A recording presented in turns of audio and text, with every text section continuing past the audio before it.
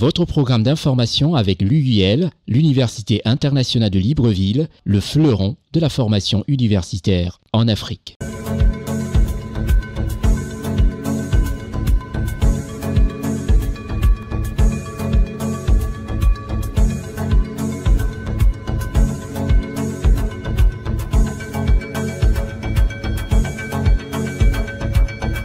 Merci de nous recevoir chez vous. Nous savons que vous êtes des millions à regarder ce programme de manière hebdomadaire qui vous informe sur l'actualité africaine et surtout sur ce que font les Africains, les meilleurs parmi nous, pour donner du bonheur à nos populations.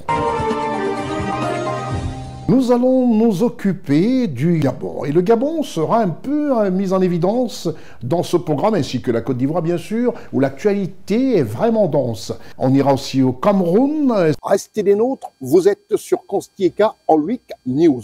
Je suis Constieka. Tout de suite, nous commençons par la Côte d'Ivoire. Les Ivoiriens adultes savent reconnaître ce qui se fait de mieux. Les présidentielles en Côte d'Ivoire, il y a déjà des noms comme ça qui sont déclarés. Il faudra attendre les officialisations de manière définitive. Mais déjà, des noms se font entendre sur l'échiquier politique en Côte d'Ivoire. Et un des premiers noms, ça il faut le dire, depuis d'ailleurs 2021 je crois. Depuis 4 ans pratiquement, il a annoncé cette candidature. Bien sûr, on parle bien des présidentielles en Côte d'Ivoire, qui au fur et à mesure déjà fait connaître des prétendus ou alors des candidats réels à l'élection présidentielle. Et ces candidats sont connus du grand public de Côte d'Ivoire. Le tout premier, c'est le candidat Jean-Louis Billon. Depuis 2021, il faudrait rappeler que ce candidat avait déjà annoncé fermement sa candidature à l'élection présidentielle. À titre de rappel, retenez simplement, c'est quelqu'un qui connaît très bien l'échiquier politique, économique de son pays, pour avoir été ministre, maire, président de la Chambre de commerce et d'industrie, président de région, député. Il a une expérience avérée de la chose économique et politique de son pays. Oui, Jean-Louis Billon, qui a été le tout premier candidat en Côte d'Ivoire, a annoncé sa candidature pour la présidentielle 2025. Ensuite, Toby Irié, fonctionnaire ivoirien et homme politique. Il a été ancien préfet, il a été expert pour les élections en RDC en 2023, coopté par le système des Nations Unies. Et déjà aussi un autre qui s'annonce, Évariste Mambly, député et ex-président du Conseil régional. Et c'est vrai qu'en Côte d'Ivoire, l'attente se fait au niveau du parti du Rassemblement des Eaux-Fouettistes pour la paix, à savoir le RHDP. Qui sera candidat au RHDP? Le suspense se fait encore en Côte d'Ivoire. Tout le monde veut savoir qui du RHDP se lancera à la course présidentielle, ou si alors le président de la République, son Excellence Alassane Ouattara, décidera de continuer à porter du grand bonheur à ses compatriotes en Côte d'Ivoire en se présentant à cette élection présidentielle 2025. Le président de la commission électorale indépendante de la Côte d'Ivoire, M. Ibrahim Coulibaly Couibert, a annoncé lors d'une conférence de presse le lundi 2 juin 2025 à Abidjan-Cocody que la liste électorale définitive contient 8 727 431 électeurs et sera disponible à la consultation à partir du mercredi 4 juin 2025. Face aux médias, M. Ibrahim Coulibaly Couibert, président de la commission électorale indépendante de la Côte d'Ivoire, a dressé un état des lieux du processus. Nombre d'électeurs, 8 727 431, soit une hausse de 715 006 nouveaux électeurs, c'est-à-dire 8,92%.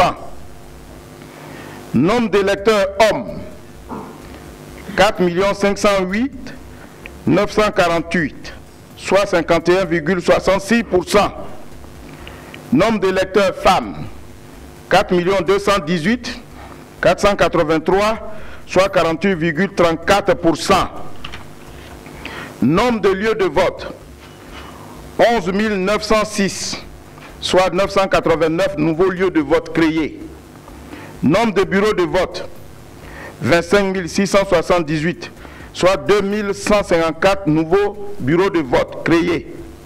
Et je voudrais que chaque parti politique Tout candidat désireux bien entendu de se présenter à l'élection puisse consulter cette liste à partir de mercredi sur notre site. La liste électorale définitive ouvre donc le chemin vers une autre phase, à savoir la collecte des données pour le parrainage. Conformément aux dispositions du Code électoral, en ce qui concerne le parrainage, il est fait obligation aux candidats de collecter 1% de l'électorat local dans 50% des régions et districts de Côte d'Ivoire.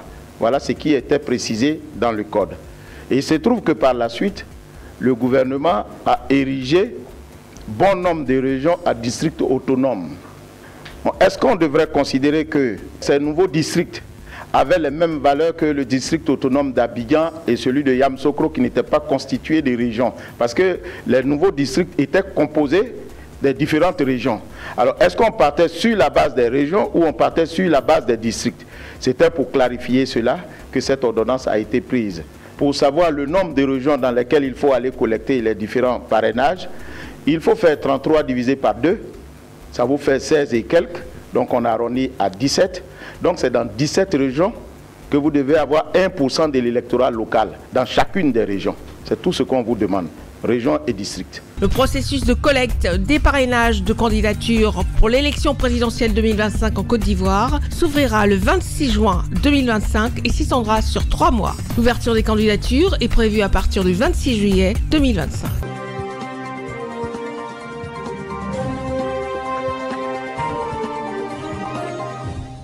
Et nous allons parler du Gabon. Le Gabon fait parler de lui dans tous les sens. Réussite politique, enfin un pays qui montre du doigt le chemin que doivent suivre les pays africains.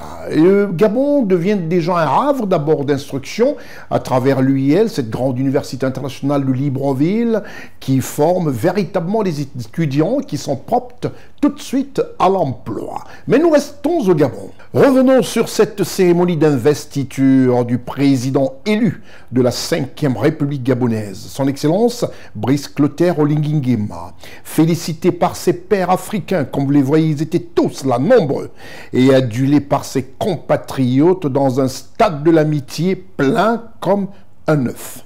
Reportage CNN Libreville.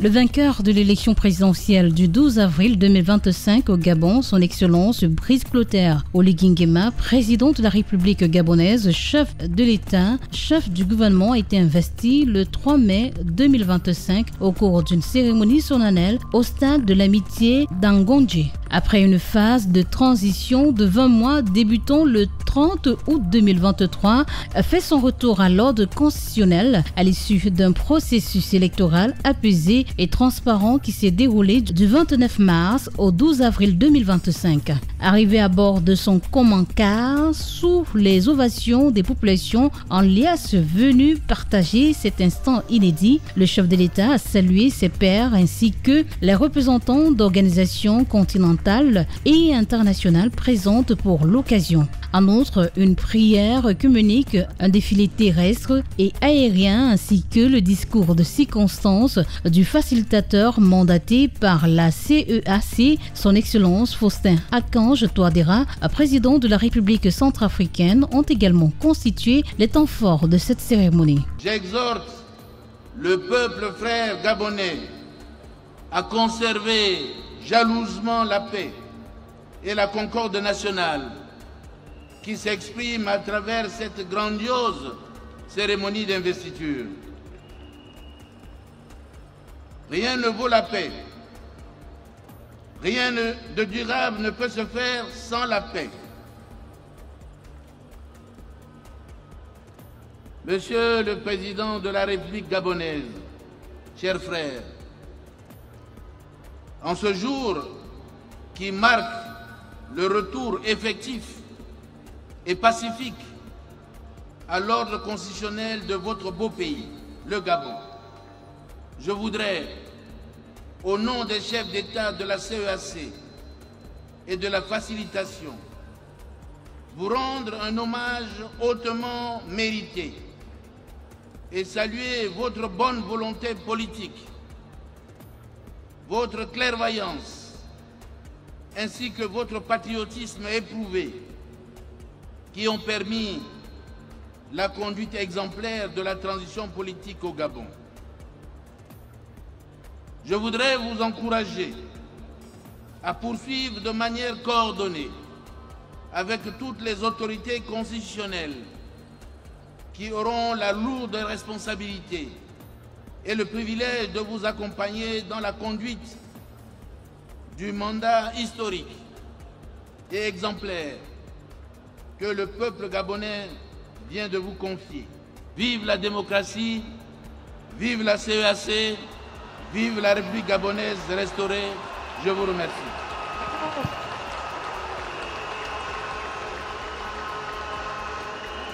Élu avec 94,85% de suffrages, son Excellence Brice Clotaire Oligui Nguema, président de la République gabonaise, chef de l'État, chef du gouvernement, a prononcé ce jour devant les membres de la Cour constitutionnelle et de l'Assemblée nationale son serment conformément aux dispositions de l'article 45 de la nouvelle loi fondamentale gabonaise. Excellence, Monsieur le Président, veuillez vous lever avant le prononcé de la formule rituelle.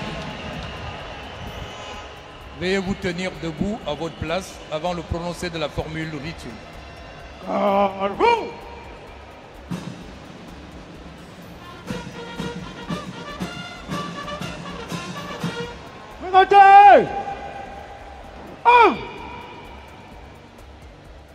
Mesdames et messieurs,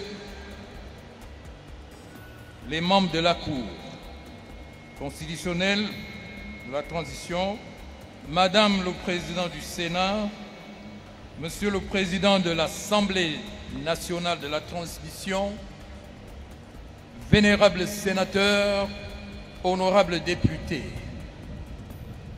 je requiers qu'il vous plaise de recevoir son Excellence, Monsieur Brice Clotaire Oligui Nguema, lors de sa prestation de serment.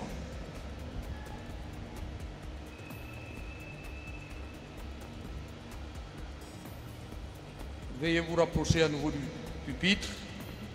Excellence, Monsieur le Président de la République,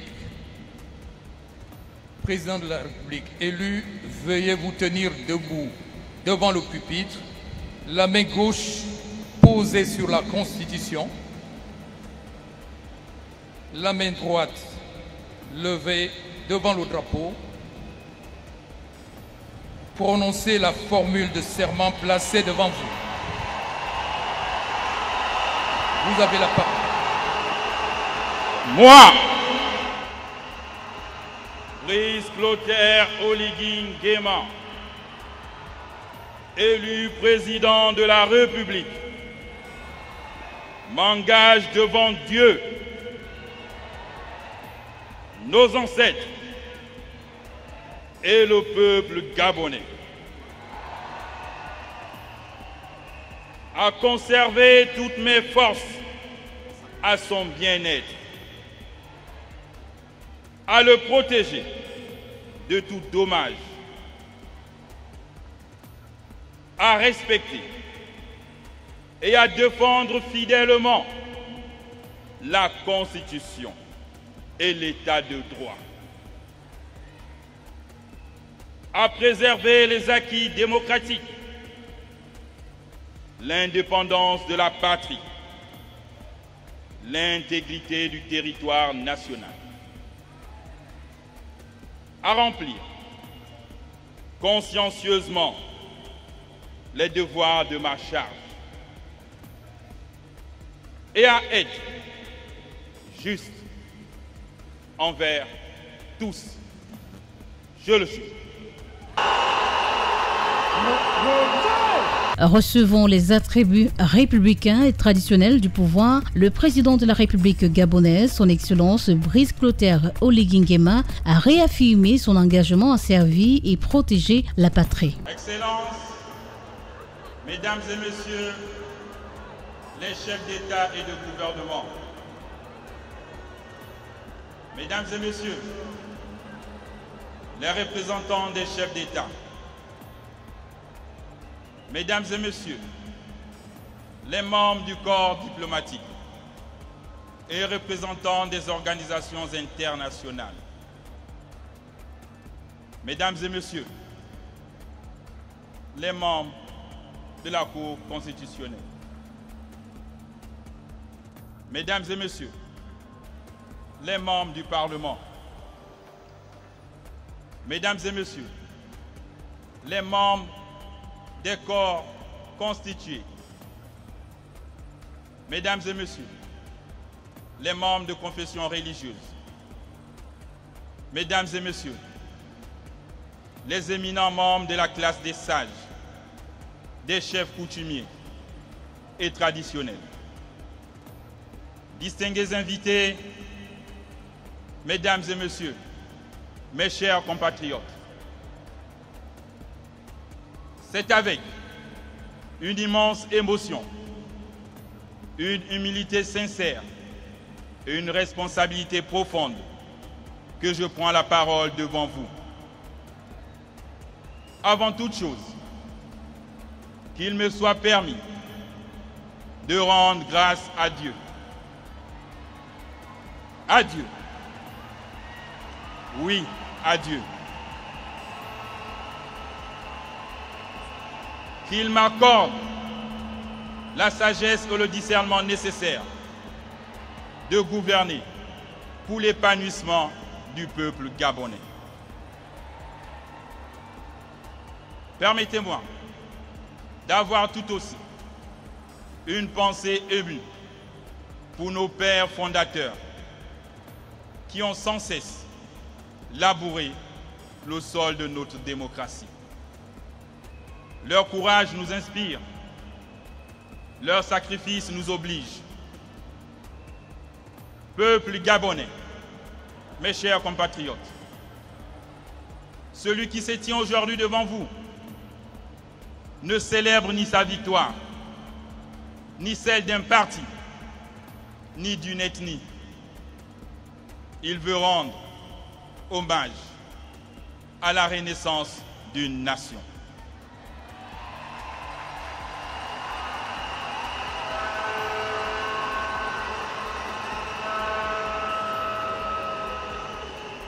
En ce jour solennel où nous célébrons le renouveau démocratique, mes mots ne seront jamais assez forts pour vous exprimer ma profonde et sincère gratitude.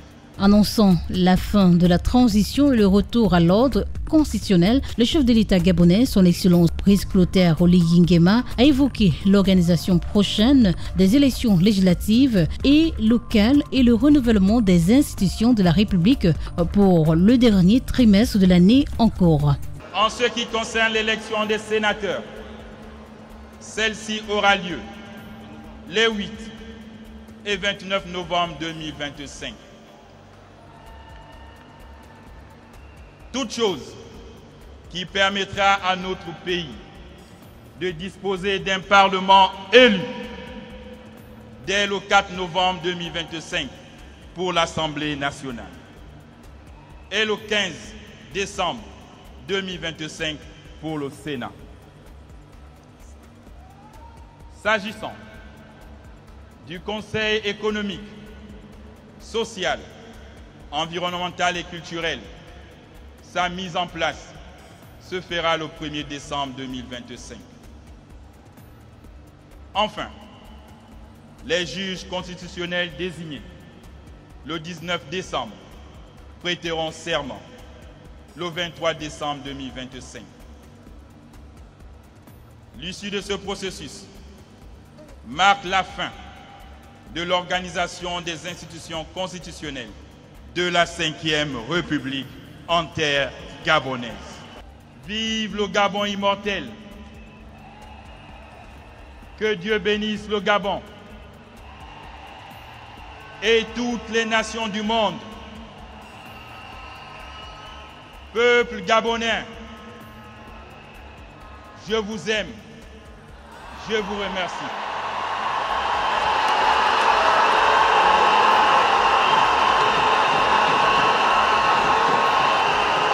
Conscient des défis à relever afin de voir émerger la 5e République gabonaise, son Excellence Brice Clotaire Oligui Nguema a exhorté ses compatriotes à faire preuve de rigueur, de travail et de se détourner des mauvaises pratiques telles que le laxisme, la corruption, la cupidité et l'impunité qui ternissent le vivre ensemble et la cohésion sociale. À la fin de la cérémonie, son Excellence Brice Clotaire Oligui Nguema a reçu les félicitations de ses pairs. Les équipes de CNN Télévision présentes à Libreville pour la circonstance ont recueilli les avis des populations gabonaises. Je suis venu prendre part à cette cérémonie qui est symbolique. Elle est symbolique pour le peuple gabonais. C'est un sentiment de joie. Tout le monde est venu vivre vraiment cette investiture de M. Brice Clotaire Oligui Nguema. Alors, et j'ai vu à l'aide de ça des torches indigènes. Il y a eu 9 torches indigènes qui représentaient comme ça les 9 provinces du Gabon. On n'a jamais vu ça avec M. Léomba, on n'a jamais vu ça avec Omar Bongo Ondimba, on n'a jamais vécu ça avec Ali Bongo Ondimba. Mais ce que nous avons vécu avec M. Brice Clotaire Oligui Nguema, c'est du jamais vu. Messieurs, venez voir. Je m'appelle Nkwanga. La cérémonie était bonne puisqu'il y a eu beaucoup d'invitations. Les gens qui minent le Gabon, bon, pas eux, mais les invitations étaient un exemple de démocratie républicaine. C'est le vœu le plus ardent du Gabon, d'avoir un président qui vient modifier l'économie du Gabon et son investiture est la belle venue. C'est pour que le Gabon soit à la 5e République et bien travaillé. Je m'appelle Bengon Mollet Arnold. Par rapport à l'investiture du président de la République, tout le monde a suivi et ça a été félicité de tous les Gabonais. Et de par mon avis à moi, l'avis il est positif. Parce que le président de la République, lors de son investiture, a ébloui et a enchanté tous les Gabonais. Et je crois que la majorité du monde ont accepté, n'est-ce pas, l'investiture du président de la République. Et de ma part, son nouveau gouvernement dont il y a eu lieu il y a quelques temps, je trouve son gouvernement, selon sa foi et son intelligence à lui, je crois qu'il faut lui faire confiance. Je m'appelle Nzengue Baptiste. C'est pour la première fois dans notre pays d'avoir suivi une cérémonie d'investiture de manière publique. Et ça a été une très bonne cérémonie. C'était pour la première fois que le Gabon vit une telle cérémonie d'investiture. Par le passé, ça se faisait un peu en cachette, un peu à huis clos. On réunissait un certain nombre de gens choisis pour célébrer une telle cérémonie. Mais cette fois-ci, c'était la première fois au Gabon. C'est un gouvernement technocrate. Il y a moins de politique là-dedans. Et à la tête du gouvernement, c'est déjà le président de la République qui est même chef du gouvernement. Il est secondé par le vice-président de la République et le vice-président du gouvernement. Le vice-président du gouvernement, parlant du vice-président du gouvernement, c'est déjà un technocrate. Et il conduit à son sein plusieurs technocrates. Donc on juge le maçon au point de mur. Je me prénomme Alexis. Je n'étais pas présent à la cérémonie sur le stade, mais c'était merveilleux, quoi. C'était merveilleux. C'était quelque chose de nouveau pour nous et c'était intéressant à regarder vraiment. Monsieur Barros Jambouillet, c'est quelqu'un qui a beaucoup comment dire ça, apporté aussi au pays, quoi. Depuis tant d'années, il est toujours là. C'est une personne que nous admirons aussi. Et j'admire beaucoup M. Barros Jambouillet. Je me présente, je suis Madame Nguema Delphine. Mon mari, c'est M. Nguema Jacques. Je suis responsable de ce marché. Pour le moment, ce n'est pas encore un marché, c'est une passerelle.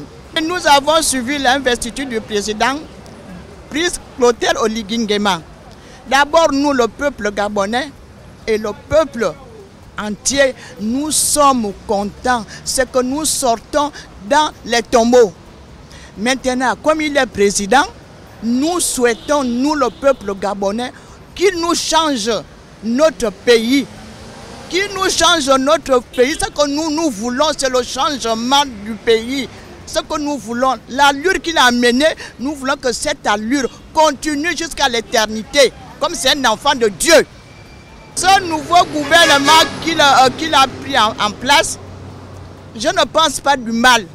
Je pense que ce nouveau gouvernement doit aussi être, comme nous le voulons, le peuple, nous voulons la paix, nous voulons la tranquillité, nous voulons qu'ils enlèvent la vie chère. La vie chère, le Gabon, vraiment tout est cher, tout est cher. Maintenant, s'il a fait un nouveau gouvernement, nous voulons que ça change, qu'il change ce pays, qu'il change ce peuple, qu'il change le peuple qu'il a mis en place. C'est ça que nous voulons. Nous ne voulons pas beaucoup de choses. Nous voulons que nous soyons tranquilles dans notre pays parce qu'il nous a ressuscités. C'est un ange que Dieu nous a envoyé. Il fallait qu'il voie le cas des pauvres. Les cas que nous sommes là, nous voulons travailler. Nos enfants sont au chômage. Nos enfants sont à l'étranger. On n'a pas de bourse. Ils n'ont pas de bourse. Nous voulons qu'ils nous aident. Je me nomme Madame Ntuntuma Christine, née au Bon, pour l'investiture du président Oligui Nguema.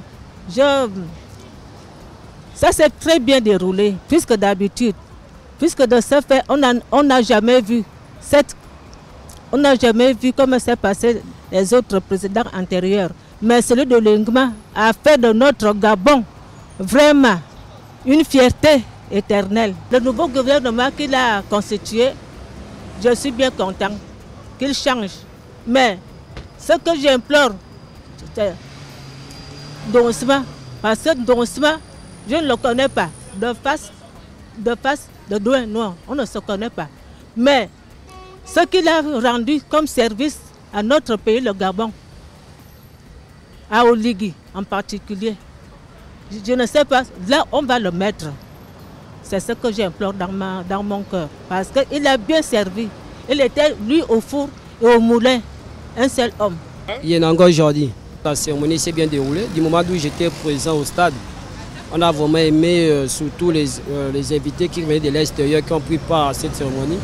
Bon, sinon, en dehors de ça, ça s'est bien passé. On a apprécié. J'ai apprécié parce qu'il y a eu beaucoup de remaniements et beaucoup de nouveautés à l'intérieur.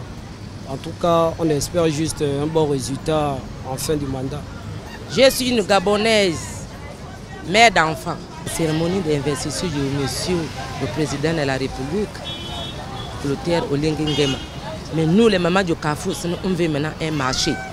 C'est bien ça, on va voir ce qu'ils vont devoir travailler le pays. On veut seulement qu'on travaille le pays. On arrange les routes, on arrange tout. On nous donne le travail aux nos enfants. Nous sommes les mamans des gens. Voilà. Je m'appelle Mourola Lengue Clarisse, commerçante du Carrefour Sini. La cérémonie il a pris le pouvoir, ça s'est très bien passé et je le félicite pour ça. Le gouvernement qu'il a donné, c'est bien fait. Mais on attend beaucoup de ce qu'ils pourront faire pour le pays, il n'y a pas de souci. Ce que moi je veux que le gouvernement puisse faire pour nous les commerçants du Carrefour Sini, de nous avoir un marché. Nous, en ce moment-là, d'ici lundi, la mairie vient pour nous dégrépir de là. Nous, on va aller où? On a les écoles des enfants que nous, on paye. On mange à travers ce petit commerce que nous faisons. Si lundi, la mairie vient nous enlever, nous, on part où? On fait comment? Donc, nous, on veut un marché au Carrefour Sini. C'est tout ce que je demande au président de la République. Moi, c'est Maman Magui. C'était tellement beau, tellement bien organisé, tellement super. Vraiment, les mots me manquent d'exprimer ça. Mais c'était bien, c'était vraiment une réussite. Une réussite totale par rapport à l'organisation, par rapport à l'accueil, par rapport au mouvement des Gabonais qui étaient présents. Vraiment, c'était merveilleux. Mais le gouvernement, on trouve le gouvernement, c'est Oligui lui-même qui met son gouvernement. Donc on suppose qu'il a fait du bon choix. On suppose qu'il a fait un bon choix. Parce que normalement, ce sont les mêmes gens qui ont travaillé avec le père, c'est les mêmes gens qui ont travaillé avec le fils. Et c'est les mêmes gens qui travaillent avec M. Oligui. Nous, on ne peut rien faire. Nous sommes des Gabonais, nous on est là, on observe, on voit ce qui se passe. Vous voulez qu'on fasse quel commentaire là-dessus? Je m'appelle Meto Angelina. En tout cas, c'était magnifique. Avec ses frères africains qui l'ont honoré, j'ai trouvé ça vraiment magnifique, chapeau. Pour le gouvernement, je trouve que le gouvernement, pour moi, c'est comme si c'était une répétition. C'est comme si les Gabonais ne sont pas aptes d'occuper les mêmes postes qu'on donne aux mêmes personnages. Les pères, les enfants. Il y a des Gabonais, des milliers de Gabonais qui peuvent faire le même travail que ces gens sont en train de faire. On ne demande pas à ce qu'on écarte les anciens qui ont déjà brimé beaucoup de postes dans ces gouvernements. Mais on voudrait voir du neuf, de quelque chose de neuf aux yeux des Gabonais, comme on a voulu à ce que le gouvernement ancien, c'est-à-dire les poutistes, partent. Il faudrait aussi que le gouvernement change. Il n'y a pas que les mêmes enfants. Le Gabon regorge des intellectuels.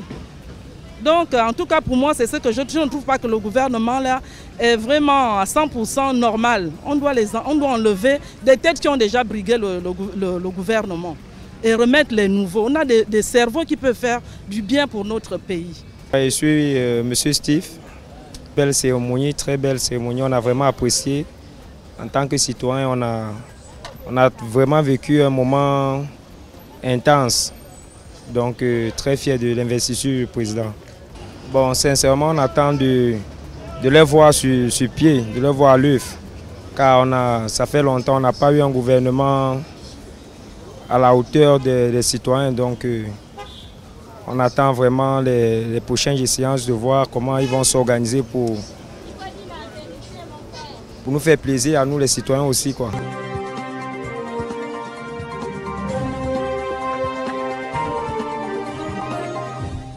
Le Gabon fait des merveilles, tout en vous disant simplement que le 21 et le 22, la grande université internationale de Libreville a fêté ses 10 ans avec un nouveau bâtiment, une aile baptisée le Pôle 2. Un coup d'œil à notre partenaire officiel. L'Université internationale de Libreville, reconnue d'utilité publique grâce à son partenariat avec l'État, est un établissement privé d'enseignement supérieur à vocation scientifique et technologique composé, entre autres, de l'École polytechnique de Libreville, de la Faculté de droit et des sciences politiques, de l'Institut international de recherche biomédicale et biotechnologie, de l'Institut supérieur de gestion et d'économie appliquée, et de l'École de médecine et de pharmacie. Son ouverture sur le monde du fait de ses partenariats avec les prestigieuses universités et institutions internationales lui permettent de s'arrimer à plusieurs systèmes de formation et de délivrer des diplômes reconnus. DUT, licence, ingénieur, master recherche et professionnel, exécutive MBA, doctorat. Venez vous former à l'exécutive MBA de l'UQAM Canada au métier de l'économie, gestion, du droit et de la science politique de l'industrie médicale et pharmaceutique. Devenez technicien supérieur ou ingénieur à l'Université internationale de Libreville, le fleuron de la formation universitaire en Afrique.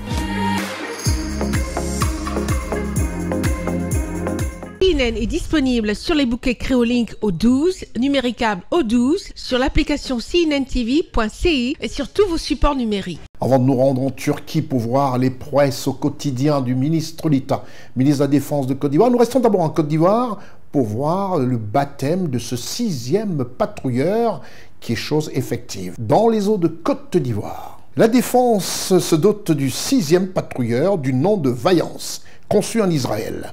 La ministre Kabagnali, ministre de l'économie, du plan et du développement, marraine de cette cérémonie avec la présence de plusieurs ministres du gouvernement de Côte d'Ivoire. Voilà qui montre encore une fois le concret effectué par le ministre d'État, ministre de la Défense de Côte d'Ivoire, avec ce 6e patrouilleur dans les eaux maritimes ivoiriennes. Reportage Ousmana Koulibaly, Lévité d'Yvonon, Marcel Bassolé. La cérémonie de parrainage et de baptême du patrouilleur de haute mer Vaillance a été présidée par M.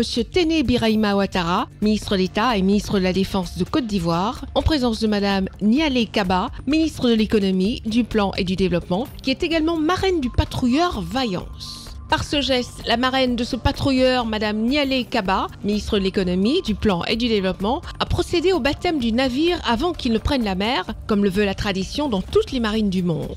Il s'agit du 6e patrouilleur hauturier de la Marine nationale ivoirienne, fabriqué en Israël. Ce navire militaire dispose d'une capacité opérationnelle de 24 marins pour une durée de 2 semaines en mer. Notre marine est aujourd'hui mieux équipée pour faire face aux défis contemporains et assurer la protection durable de nos intérêts. Il faut souligner que ce patrouilleur de haute mer fut appelé pendant son transit vers la Côte d'Ivoire, à intervenir avec célérité au large des côtes du Royaume du Maroc pour porter assistance et secours à des migrants en détresse. Selon le ministre d'État, ministre de la Défense de la Côte d'Ivoire, M. Téné Birahima Ouattara et Mme Nialé Kaba, ministre de l'Économie, du Plan et du Développement, par ailleurs marraine du patrouilleur de haute mer Vaillance, cette nouvelle acquisition témoigne de la croissance de l'armée ivoirienne. Le navire que nous baptisons ce jour représente bien plus qu'un simple outil de défense.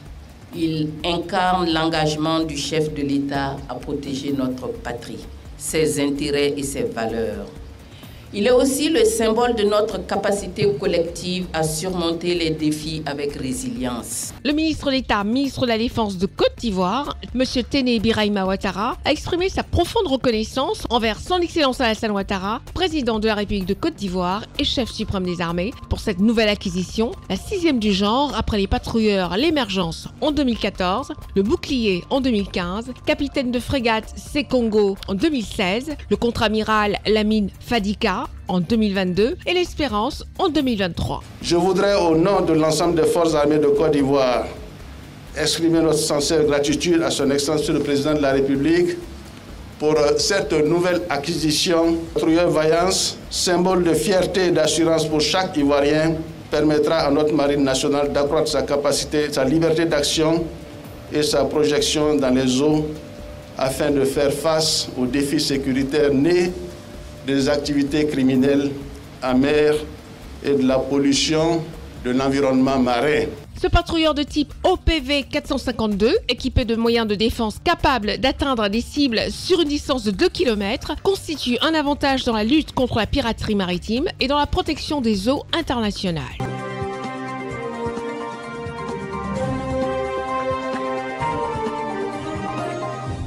Et en Turquie, le premier de la classe en matière de défense nationale, le ministre d'État, ministre de la Défense, M. Téné Birahima Ouattara, s'est rendu. La raison, elle est simple, c'est uniquement de prendre part à la 4e édition du Salon international de la défense et de l'aérospatiale, en sigle SAHA. Expo 2024, un grand rendez-vous des acteurs de la défense dans tous les aspects. À ce type de rendez-vous, le premier de la classe en matière de défense nationale n'hésite pas un seul instant. Tout ce qui touche à la sécurité des Ivoiriens, c'est son affaire. Il en a décidé ainsi, sans faux fuyant. Reportage Charlotte Abdoulaye, Marcel Bassolé, Gérard Richard Gozo, Séverin Tchatchoua. M. Téné Birahima Ouattara, ministre d'État et ministre de la Défense de la Côte d'Ivoire, est arrivé en Turquie le lundi 21 octobre afin de participer au célèbre Salon international de la défense et de l'industrie aérospatiale. La 4e édition du Salon international de la défense et de l'aérospatiale débute officiellement le 22 octobre 2024. En plus de cette exposition, le ministre d'État et ministre de la Défense de la Côte d'Ivoire, M. Téné Birahima Ouattara, a eu un programme chargé comprenant une réunion de travail avec l'ambassadeur de Côte d'Ivoire en Turquie et des rencontres stratégiques avec 2 entreprises turques de l'industrie de la défense. SAHA Istanbul, le plus grand cluster turc et d'Europe, organise chaque 2 ans le Salon international de la défense et de l'industrie aérospatiale, offrant ainsi une vitrine de l'innovation et de la technologie dans le domaine de la défense.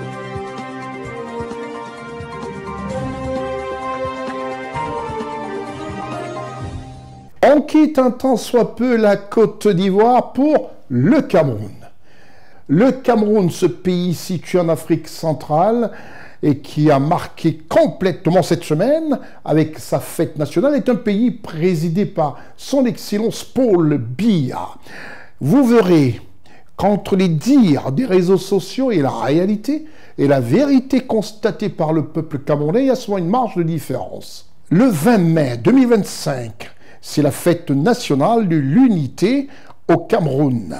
Une journée exceptionnelle pour tous les Camerounais, qui pour nombreux Camerounais n'avaient qu'une obsession, voir leur président sur cette somptueuse avenue du 20 mai, en plein cœur de Yaoundé, pour présider cet événement. De nombreux sceptiques, ceux qui y croient à tout ce qui se raconte et qui se dit, sont restés complètement la bouche ouverte. L'équipe de CNN Yaoundé était à ce boulevard du 20 mai et nous fait un compte rendu.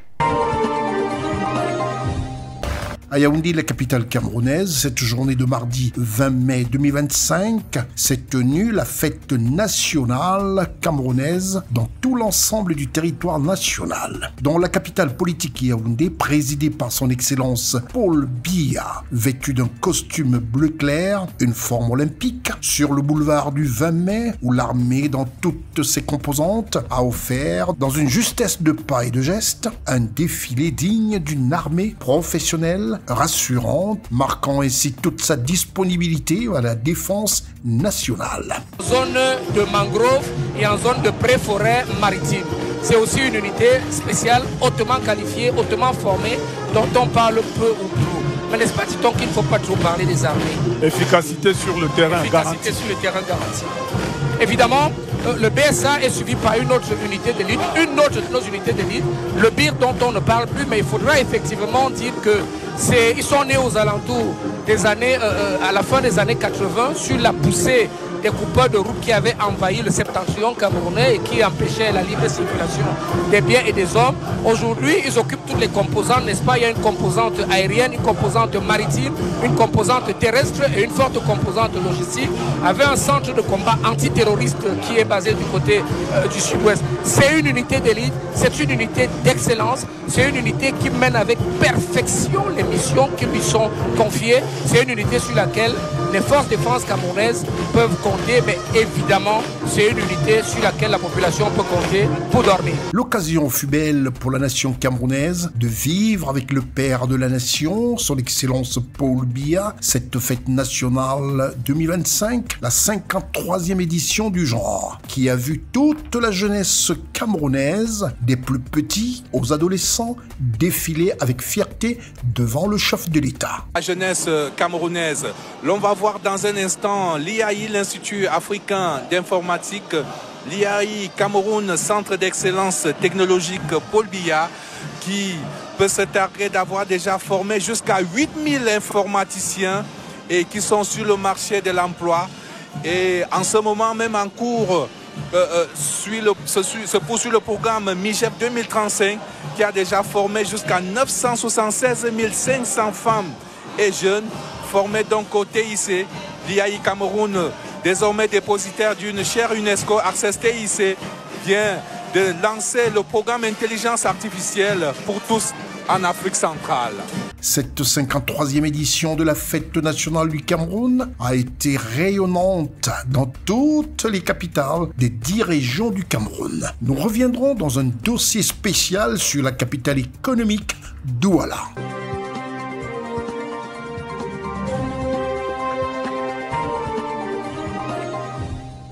Cette fête du 20 mai au Cameroun était éclatée dans les 10 régions, enfin les capitales des 10 régions camerounaises.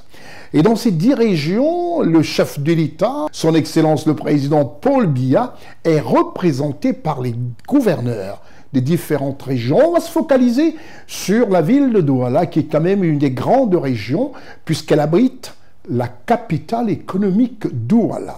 La région du littoral et sa ville principale, Douala, étaient au rythme et son des fanfares. Le représentant dans cette région du Cameroun, du président de la République, est le gouverneur de cette région, dont la capitale économique est Douala. Monsieur Samuel Dieudonné Vahadiboa, gouverneur de la région du littoral, a présidé ce défilé du 20 mai, un défilé militaire et civil du 20 mai. Reportage CNN Douala. Le 20 mai 2025, le Cameroun a célébré la 53e édition de la fête de l'unité nationale, un moment de concorde autour du chef de l'État, chef suprême des armées, son Excellence Paul Biya, et la population camerounaise dans la matérialisation du vivre ensemble. Dans la région du littoral, les festivités ont commencé aux environs de 9h15 sous une pluie sous laquelle le protocole a été respecté avec l'arrivée du représentant du chef de l'État, le gouverneur de la région du littoral, Monsieur Samuel Dieudonné Vahadiboa, accueilli par le préfet du département du Vouri, du maire de la ville de Douala et du président du conseil régional du littoral. S'en est suivi l'exécution de l'hymne national du Cameroun dans la pure tradition républicaine, la revue des troupes et les honneurs militaires. Par la suite, M. Samuel Dieudonné Diboua, gouverneur de la région du littoral, et le préfet du département du Vouri ont procédé à la remise des décorations aux civils et aux militaires. Et Yolande Dorothée, épouse et sommet. Au nom du président de la République et en vertu des pouvoirs qui sont conférés, nous faisons chevalier de l'ordre national de la valeur. Monsieur Aboubakari Aman Chioto, au nom du président de la République et en vertu des pouvoirs qui sont conférés, nous faisons chevalier de l'ordre national de la valeur. Madame le consul honoraire Monkam Chano Clotilde, au nom du président de la République et en vertu des pouvoirs qui sont conférés, nous vous faisons commander de l'ordre national de la valeur. Parmi les civils, la promotrice du Salon international de l'audiovisuel du Cameroun en cycle SINAC, Madame Yolande Bodion. Je suis heureuse, je suis surtout fière pour la magnifique équipe qui travaille au quotidien derrière tous les projets que nous avons. La patrie reconnaissante, ça vous donne envie de continuer, de vous battre, même comme c'est difficile. Et surtout qu'on s'est dit qu'on travaillait pour le pays. Et cette belle jeunesse, j'ai envie de lui dédier cette médaille et lui dire qu'à cette belle jeunesse qu'il ne faut pas se décourager, il faut continuer parce que c'est le Cameroun que nous avons à construire et nous ne devons pas aller ailleurs, c'est ici qu'on doit rester. Les temps durs vont passer, les moments les plus heureux viendront, mais pour que ces moments soient heureux, nous devons continuer de travailler dur parce que rien ne s'obtient facilement. La personnalité politique camerounaise, M. Hervé Emmanuel Com, élevé au grade de commandeur. Le sentiment de fierté d'être reconnu avec la plus importante décoration qu'on puisse avoir civile. Je dis merci à M. le Président de la République et merci pour tout. Du côté des officiers, des auxiliaires d'administration, des éléments de l'armée camerounaise, 50 officiers ont reçu des médailles de valeur, d'autres ont été élevés au grade d'officier à celui de chevalier. C'est le cas du capitaine Jacques Mbinzi. C'est une très grande satisfaction pour moi personnellement et pour ma famille tout entière. Vivement, je remercie le chef de l'État pour cette récompense. Ça prouve que le travail que nous faisons au quotidien est reconnu par la hiérarchie. Sa Majesté Ludovic Edouguin, chef de 3e degré à Douala 2e. Cette décoration en ce 20 mai, en cette 53e édition, c'est un couronnement du travail très bien fait au niveau administratif. C'est également un couronnement d'un quartier, le quartier dont j'ai la charge, le quartier Nouvelle Babylone, de tous les habitants, de la notabilité, de mes notables, de mon élite. Donc c'est une reconnaissance de la nation, de tout un peuple. À l'initiative du gouverneur de la région du littoral, M. Samuel Dieudonné Diboua, la célébration de la 53e édition 2025 de la Fête nationale de l'unité dans la région du littoral a connu des innovations remarquables telles que la participation des jeunes artistes camerounais au chant patriotique.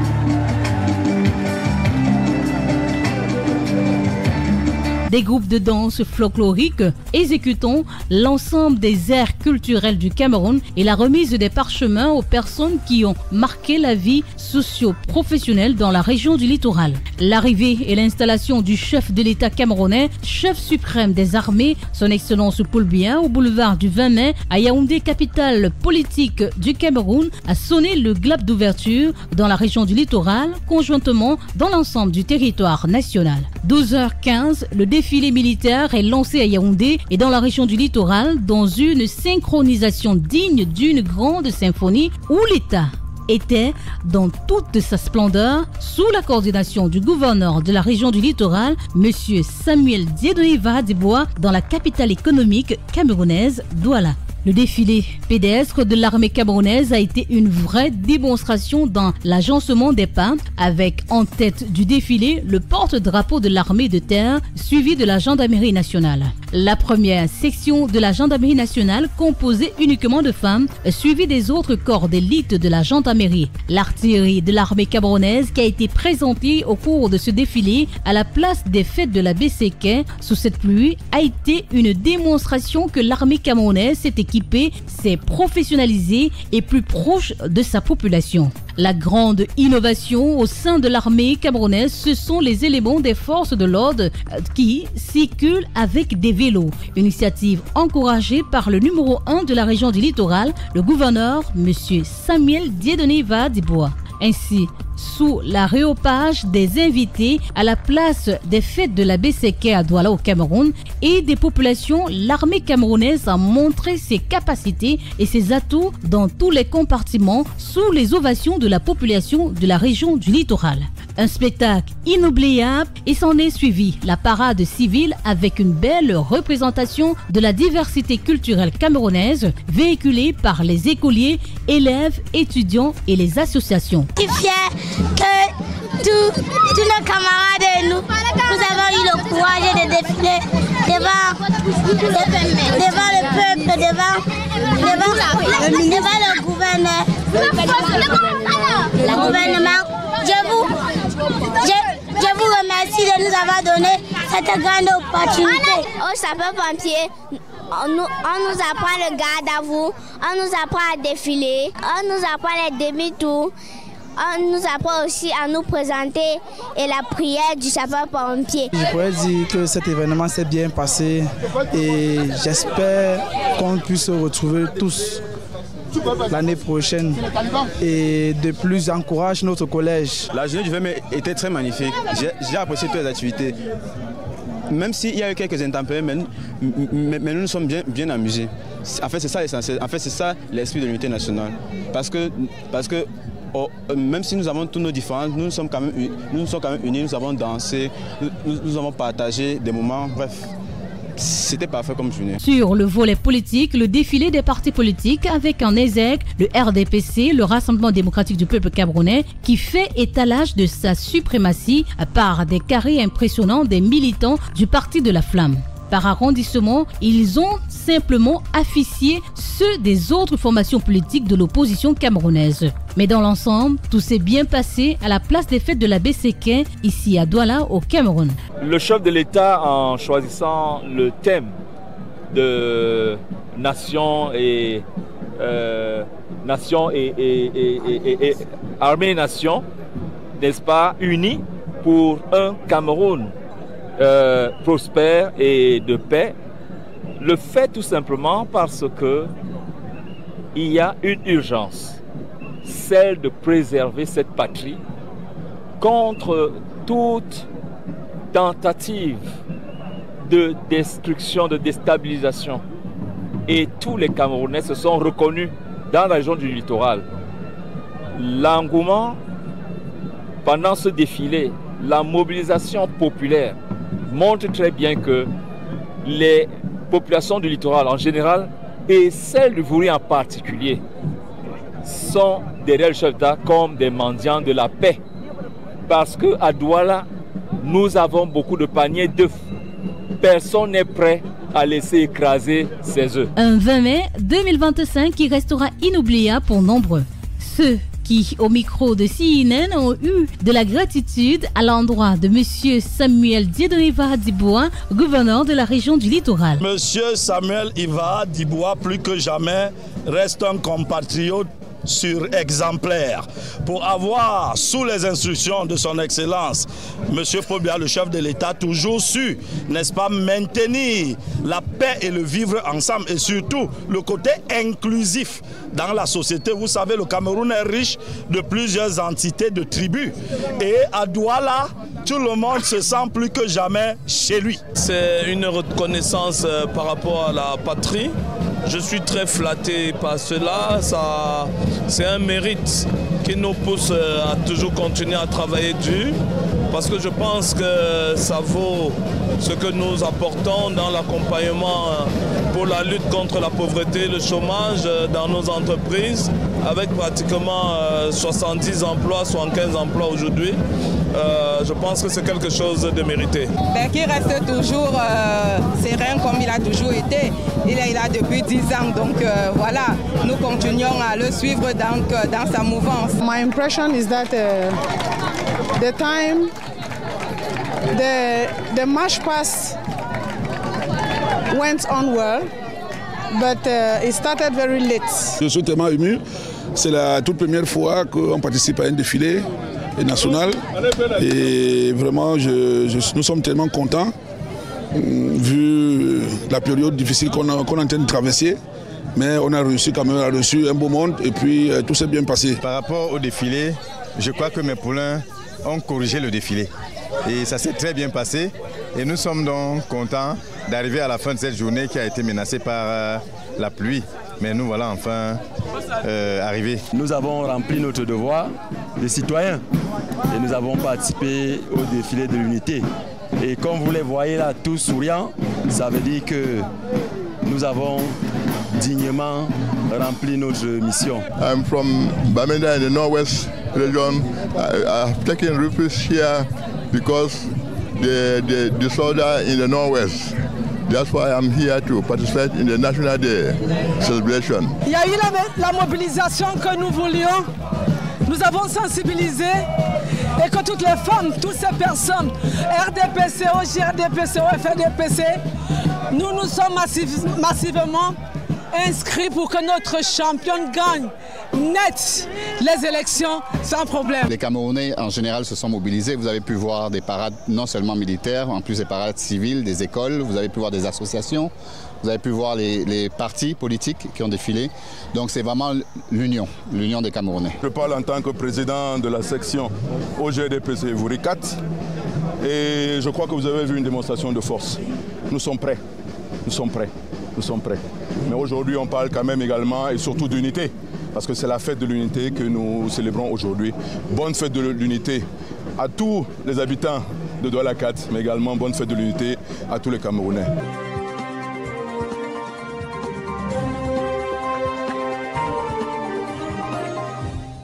Nous allons presque à la fin de ce magazine d'information politique, le Conseiller Carl-Week News, et nous allons parler du Conseil des ministres en République de Côte d'Ivoire, présidé par son Excellence Alassane Ouattara, chef de l'État ivoirien. Le Conseil des ministres de la République de Côte d'Ivoire est devenu un rendez-vous bimensuel incontournable, avec la présence du vice-président, du Premier ministre et des ministres du gouvernement Begré Mambé. Tout de suite, le palais présidentiel avec Ousmane Koulibaly et la célèbre voix de Charlotte Abdoulaye, avec un très bon relais sonore de Severin Tchatchoua et à la post-production Marcel Bassolé.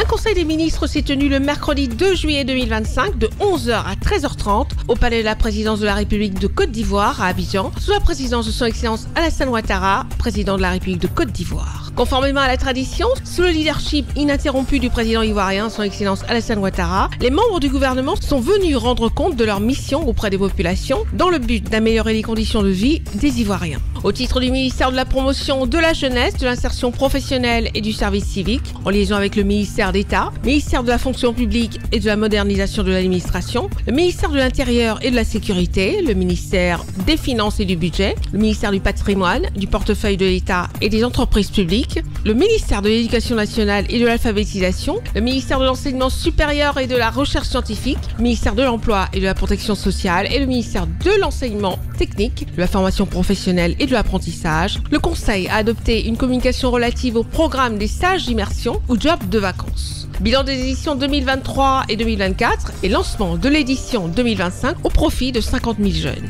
Le programme de stage d'immersion vise à offrir aux élèves et étudiants âgés d'au moins 16 ans une première expérience professionnelle d'1 mois durant les vacances scolaires et universitaires afin de les aider à affiner leur choix d'orientation académique et professionnelle tout en leur offrant une prime de stage de 45 000 francs CFA. Le stage d'immersion s'effectue dans l'administration ou dans les entreprises publiques ou privées. Il cible spécifiquement les élèves du second cycle de l'enseignement général, de l'enseignement technique et professionnel et les étudiants des universités et grandes écoles. Dans l'objectif de bâtir un capital humain de haute qualité, la refonte des programmes de formation pour la fonction publique est sur la table. De ce fait, au titre du ministère d'État, ministère de la fonction publique et de la modernisation de l'administration, le Conseil a adopté 2 communications. La première communication est relative au projet de révision des curricula de formation aux emplois publics. Ce projet s'inscrit dans le cadre de la mise en œuvre de la politique nationale de la formation continue des fonctionnaires et agents de l'État. Il couvre l'ensemble des écoles, instituts et centres de formation des fonctionnaires et agents de l'État et porte tant sur la formation des nouvelles recrues que sur celle des agents déjà en activité, avec pour objectif de renforcer l'adéquation entre les compétences des agents publics et les besoins des administrations publiques. Le lancement du projet est prévu au cours de ce mois de juillet pour une durée de 10 mois. Le Conseil a aussi adopté une communication relative à l'adoption du programme Pays pour la promotion du travail décent, PPTD, est un programme national intégré qui vise à relever les défis majeurs d'accès à l'emploi et d'amélioration des conditions de travail pour les jeunes, les femmes et les personnes en situation de handicap, conformément à la vision définie du Plan national de développement PND 2021-2025. Depuis son lancement en 2008, le PPTD a contribué à des avancées notables, notamment en matière d'accès à des emplois productifs, d'amélioration des conditions de travail, de renforcement du dialogue social et d'extension de la protection sociale à l'ensemble des populations vivant en Côte d'Ivoire. Élaboré suivant une dynamique inclusive ayant associé les partenaires sociaux et les partenaires au développement, le PPTD 2024-2027 s'articule autour de 3 axes prioritaires, à savoir le renforcement des capacités des personnes à tirer profit des possibilités offertes par le monde du travail, promotion d'une gouvernance plus efficace du monde du travail et l'accélération de la transformation structurelle de l'économie pour des emplois décents. Le coût de la mise en œuvre du PPTD 2024-2027 est estimé à 14 milliards de francs CFA. Au titre du ministère des Transports, en liaison avec le ministère des Finances et du Budget et le ministère du Patrimoine, du portefeuille de l'État et des entreprises publiques, 3 décrets pour remédier au dysfonctionnement de la fabrication. La fourniture et la pose des plaques d'immatriculation ont été signés. Ce décret approuve définitivement la convention de concession de services publics d'immatriculation et de pose des plaques des véhicules automobiles en Côte d'Ivoire, signée avec EMUCI. Le secteur maritime est également concerné. Ne peuvent bénéficier de ce type de convention de concession de services publics que les personnes morales régulièrement constituées qui disposent notamment d'une expérience avérée dans la gestion des pavillons et qui s'engagent à promouvoir l'embauche des marins ivoiriens. Au titre du ministère des Finances et du Budget, le Conseil se réjouit de l'accord de la Banque africaine de l'énergie et de l'exécution réussie de son budget fin mars 2025, malgré quelques exonérations fiscales et douanières. Les critères retenus pour l'octroi des exonérations totales ou partielles de la TVA sont au nombre de 4, à savoir les types de biens et services, le chiffre d'affaires des entreprises, le caractère distributif de l'exonération et la compatibilité de la dépense fiscale avec le plan de rationalisation des exonérations adopté par le gouvernement en mars 2019. En conséquence, les opérations bénéficiant d'exonérations partielles ou totales non conformes aux critères sus-indiqués seront annulées et supprimées. Répondant aux questions d'actualité des journalistes, notamment sur la libération du gendarme ivoirien retenu au Burkina Faso, M. Amadou Koulibaly, le ministère de la Communication, porte-parole du gouvernement, s'est voulu rassurant. Nos frontières sont ce qu'elles sont, les limites ne sont pas toujours très nettes, donc il arrive que nos hommes traversent donc, la frontière ou que les hommes armés du Burkina traversent aussi la frontière côté ivoirien, mais aujourd'hui, un canal est trouvé pour régler donc ce genre de situation. Il n'y a pas que avec le Burkina que ça arrive, c'est déjà arrivé avec la Guinée également, mais dans un cadre de dialogue, de concertation, ce sont des problème qui trouve toujours solution. Au titre du ministère des Affaires étrangères, de l'intégration africaine et des Ivoiriens de l'extérieur, le Conseil a adopté un projet de loi relatif à la ratification de l'accord portant création de la Banque africaine de l'énergie, BAE, signé le 4 juin 2024. La création de la Banque africaine de l'énergie a été initiée en 2022 par l'Organisation des producteurs de pétrole africain, APPO, en partenariat avec la Banque africaine d'import-export, Afreximbank. L'accord prévoit un capital initial de 5 milliards de dollars américains dédié au financement de projets et d'infrastructures énergétiques en Afrique. La ratification de l'accord portant création de la BAE permettra au pays de bénéficier du soutien de la banque pour un déploiement ordonné et abouti de la stratégie nationale de transition vers des sources énergie durables. Le prochain Conseil des ministres se tiendra le mercredi 23 juillet 2025 à Abidjan.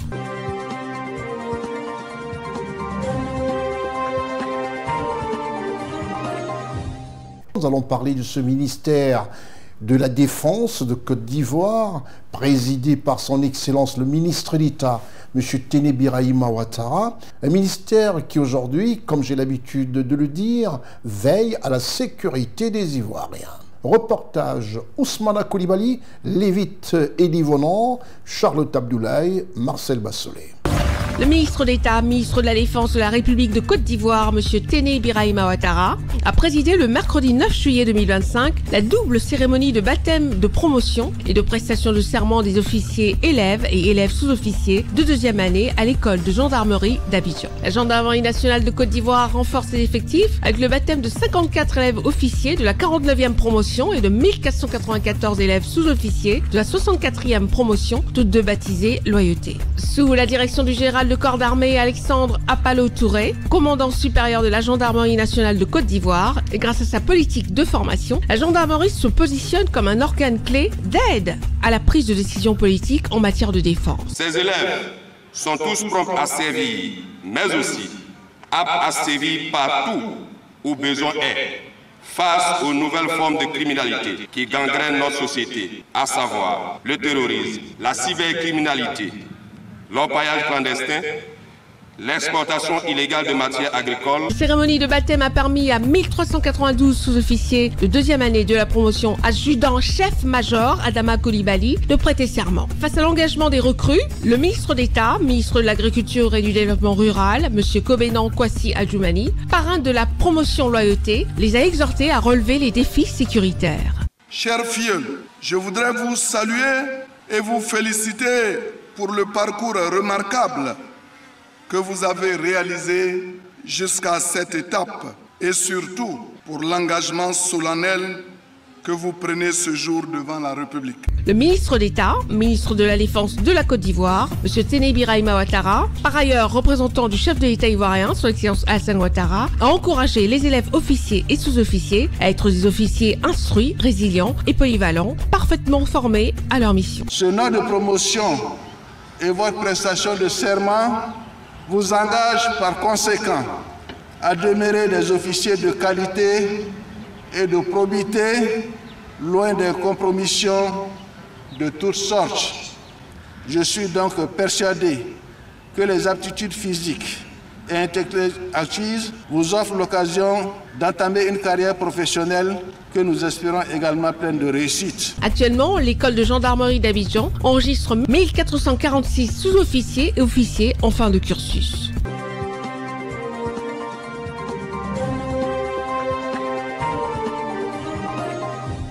Nous allons tout de suite en France. Reportage Gérard Richard Gozo, Sylvie de Boisfleury depuis Paris, Séverin Tiatua, Marcel Bassolé. Le mercredi 9 juillet 2025, au Palais du Luxembourg, situé dans le 15e arrondissement de Paris, la présidente du Sénat ivoirien, Mme Candia Camara, a été reçue par son homologue français, M. Gérard Larcher, dans une ambiance empreinte de convivialité. Cette audience intervient à la veille de l'ouverture de l'Assemblée parlementaire de la francophonie. Les deux présidents saluent l'excellente qualité des relations qui existent entre leurs institutions respectives, qui ont été récemment renforcées par la participation notable du président du Sénat français, M. Gérard Larcher, aux travaux du Sénat ivoirien à Yamoussoukro en octobre 2024. Je suis impressionné par la croissance économique de la Côte d'Ivoire. D'abord, la sécurité, la stabilité, il crée les conditions de la paix sociale. Et la paix sociale permet le développement, l'éducation et la démocratie. C'est cet enchaînement que nous avons évoquées ensemble et c'est la politique qui est conduite sous l'autorité du président Ouattara.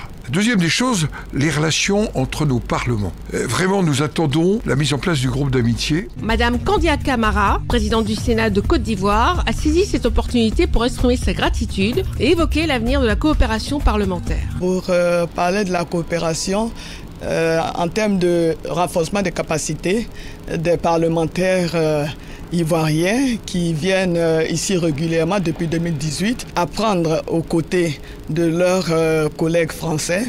Et nous avons aussi parlé de la situation sociopolitique en Côte d'Ivoire. La Côte d'Ivoire aujourd'hui est un pays où règne la paix, la sécurité, qui a amorcé son développement à travers la construction de nombreuses infrastructures et aussi les projets pour les jeunes et les femmes en termes de financement.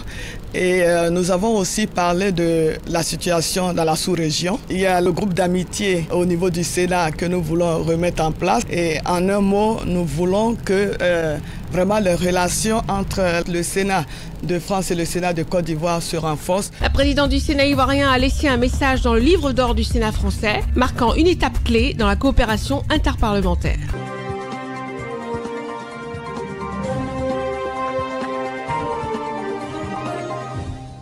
Il est important pour moi, comme je l'ai dit dans cette émission, tout au cours, je l'ai rappelé, que la sécurité précède la paix dans tous les pays. C'est un axe fort sur lequel la Côte d'Ivoire a misé, à travers des hommes exceptionnels, comme le ministre d'État, ministre de la Défense de Côte d'Ivoire, le ministre de la Sécurité intérieure en Côte d'Ivoire, qui font des prouesses et approuvé aujourd'hui par le peuple de Côte d'Ivoire. Vous écouterez à travers cette émission des femmes, des enfants, des hommes se prononcer sur la sécurité en Côte d'Ivoire. C'est l'objet de notre grand format.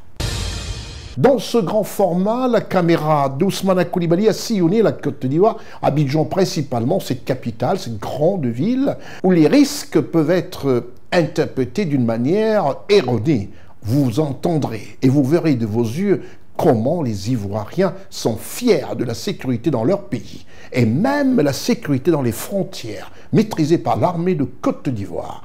Reportage dans les rues d'Abidjan, Ousmane Coulibaly, Lévité Divonan, avec la post-production de Marcel Bassolé.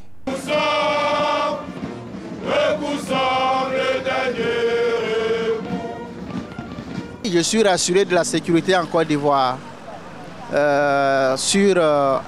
Dans un premier plan, au niveau de la sécurité des personnes et des biens. Jusque-là, nous n'avons pas encore appris que le pays est attaqué, donc ça veut dire que la sécurité est assurée à ce niveau. J'ai confiance en l'armée de Côte d'Ivoire, avec tout le matériel que nous voyons.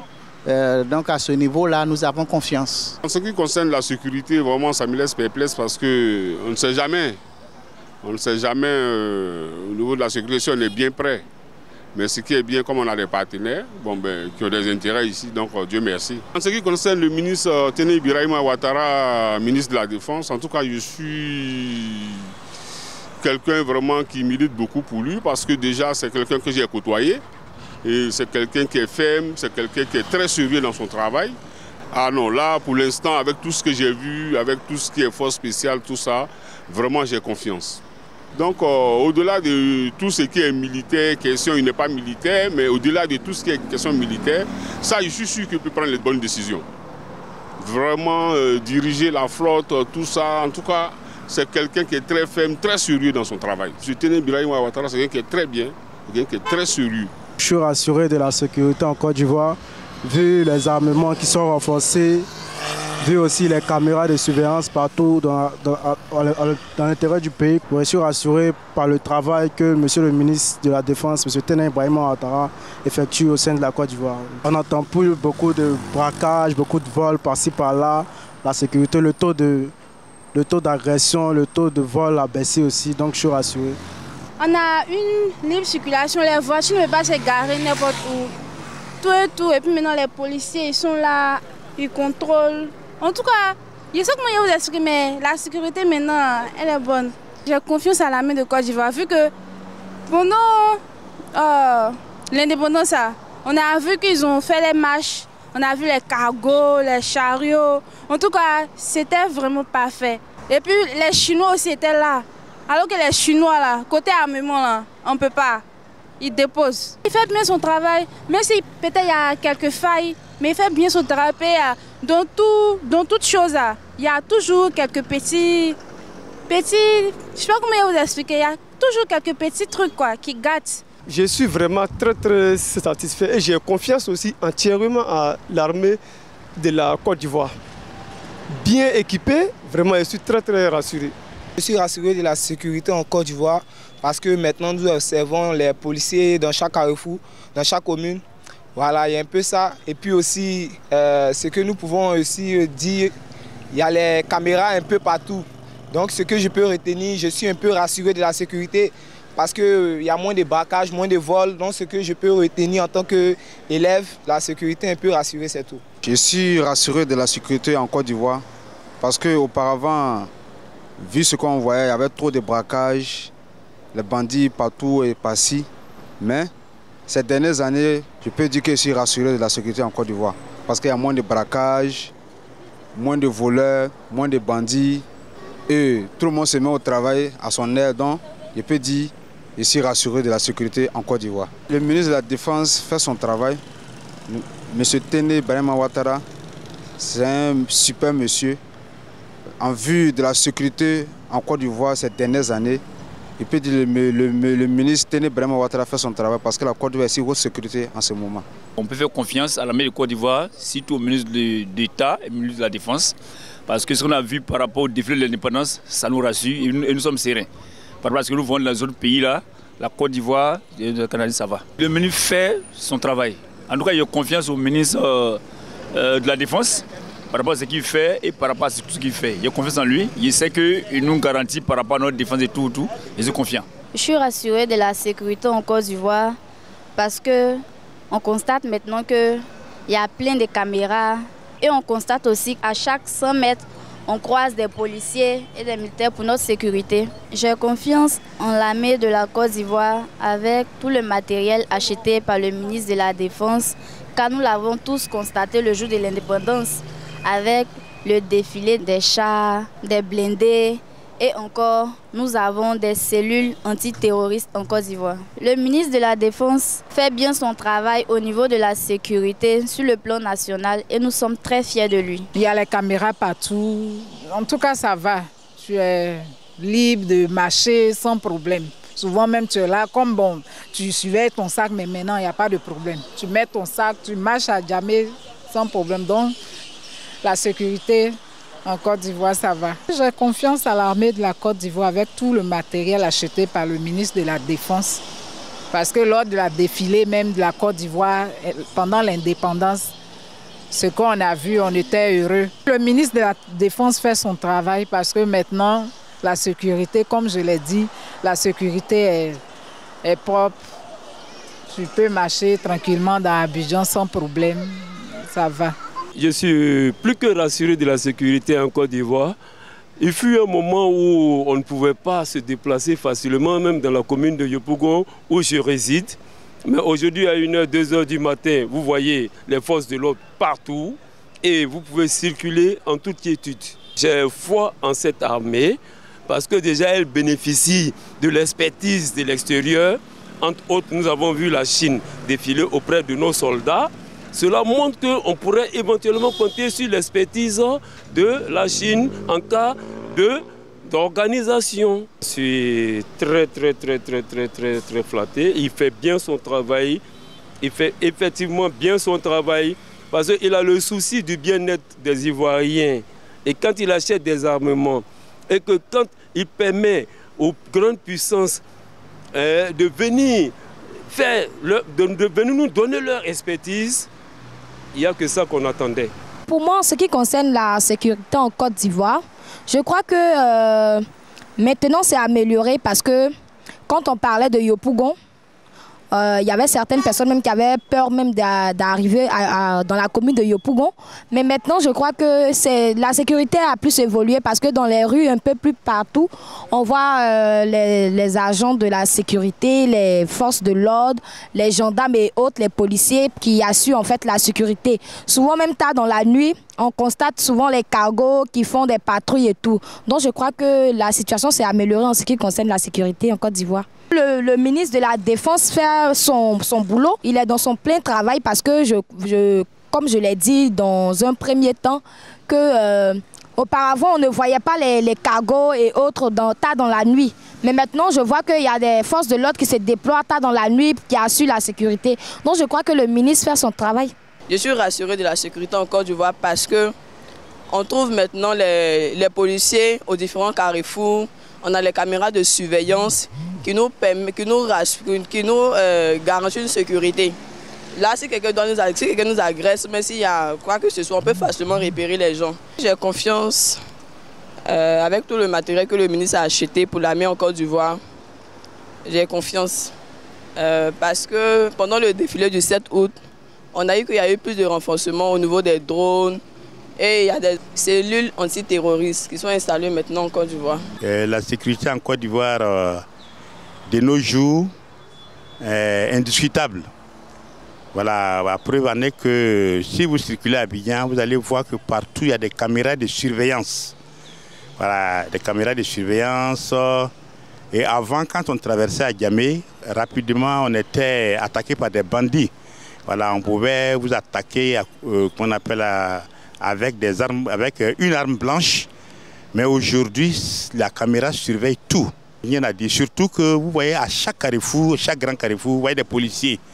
La présence des corps habillés rassure. Le défilé, le 7 août passé, lors du défilé, vraiment on a exposé beaucoup de matériel comme militaire, voilà, de plusieurs sortes. Il y a des armes que moi je n'avais jamais vues depuis ma naissance. Mais on a tout vu. Comme ça rassure les citoyens. En voyant ça, vraiment on se sent en sécurité et on voit que le pays même est en sécurité. Le ministre de la Défense, il fait bien son travail. On n'a jamais entendu de remue-ménage dans les casernes. Hein. Voilà. Et puis tout ce qui se passe autour de nous, dans les pays voisins, la Côte d'Ivoire est demeurée toujours sereine. Hein. Voilà, on n'a jamais remarqué quelque chose qui puisse nous effrayer.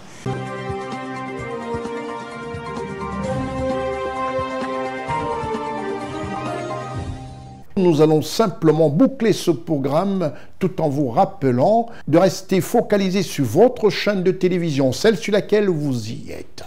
À savoir CNN, disponible sur des bouquets numéricables créés en ligne et sur l'application cnntv.ci. Et aussi sur CWeb Info, qui est disponible sur www.cwebinfo.ci, suivre l'information africaine 24 heures sur 24. C'était votre programme d'information avec l'UIL, l'Université internationale de Libreville, le fleuron de la formation universitaire en Afrique. Tout en remerciant toute l'équipe qui m'accompagne pour ce programme hebdomadaire, je pense à Ousmane Coulibaly, Marcel Bassoli, Jean-Marie Mbegard, Aman Cole, Richard Gouzo, Charles Tabdoulaye, Eric Bikek, Stéphane Nigou. À tous, je dis tout simplement merci et je vous donne rendez-vous au prochain numéro. Je suis Constieka. Au revoir.